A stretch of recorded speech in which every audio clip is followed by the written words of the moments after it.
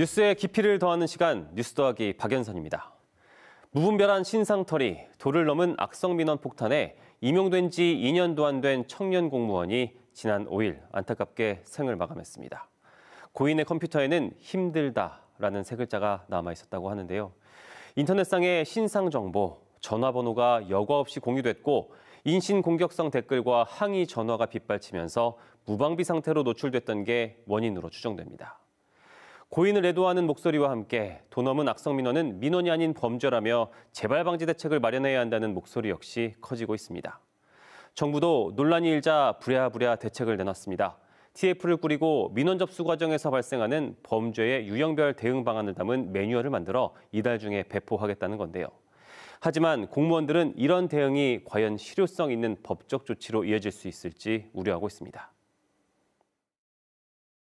악성 민원 사망 사고가 나서야 행안부가 TF를 내부적으로 운영한다고 해서 하는 척만 보이는 게 아니냐. 악성 민원인의 위법 행위에 대한 기관장의 고소 고발 의무를 법령에 명시해야 합니다. 또한 민원 담당 공무원의 개인정보가 쉽게 공개되고 있어 이에 따른 방지 대책이 절실하며 사실 이 사건 이전에도 주민센터에서 공무원을 상대로 폭행과 폭언을 일삼는 등의 악성 민원인은 종종 문제가 됐고 우리 지역도 예외는 아니었습니다. 공무원 노조가 지난해 공무원 7천여 명을 대상으로 설문조사한 결과 84%가 최근 5년 사이 악성 민원을 받은 적이 있다고 답했는데요.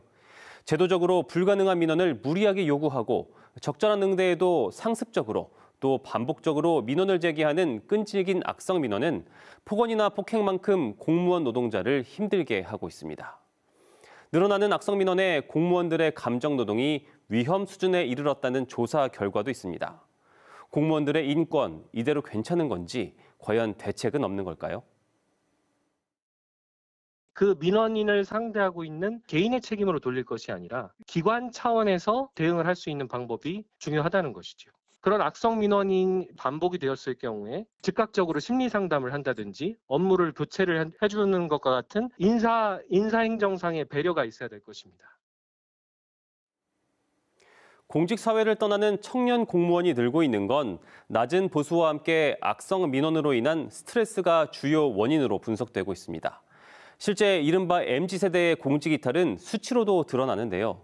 국회 입법조사처에 따르면 2019년부터 지난해 2023년까지 지난 5년간 퇴직한 10년차 이내 공무원 6만 4천여 명 가운데 81.7%는 재직 5년 이내 신규 임용 공무원이었습니다. 고소 고발까지는 2%밖에 되지 않는다는 것이죠. 공무원들이 대응을 하지 못하고 있는 것입니다. 공무원도 누군가의 부모이자 자녀입니다. 공무원의 인권이 제대로 지켜질 때 그 행정력이 시민에게 돌아갈 수 있다 여기며 쓰레기 같은 공무원, 민원 폭탄을 넣어야 정신 차린다. 멱살을 잡고 싶다. 공무원들은 이 같은 민원이 행정기관에 대한 정당한 요구인지 그저 공무원 노동자를 괴롭히기 위한 마녀 사냥인지 묻고 있습니다. 지금까지 뉴스 더하기였습니다.